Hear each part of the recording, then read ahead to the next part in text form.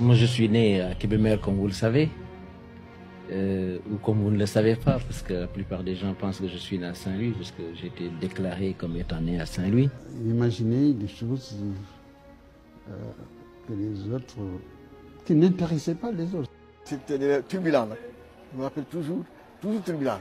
On était dans tous les coups de la cour, ça c'est sûr qu'on y était.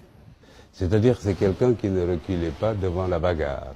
J'ai tout de suite été frappé par la vivacité de sa curiosité intellectuelle et de son intelligence. Je découvre en lui un étudiant passionné des questions africaines, mon Dieu, conscient, acquis à la cause africaine.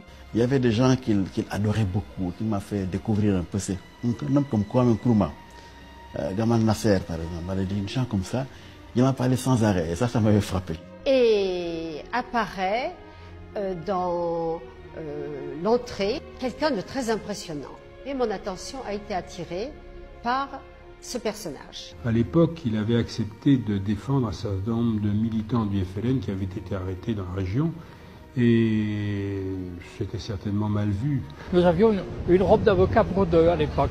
Alors s'il avait plaidé la veille, je montais chez lui, chercher la robe pour pouvoir aller plaider le lendemain matin. C'est un très bon juriste.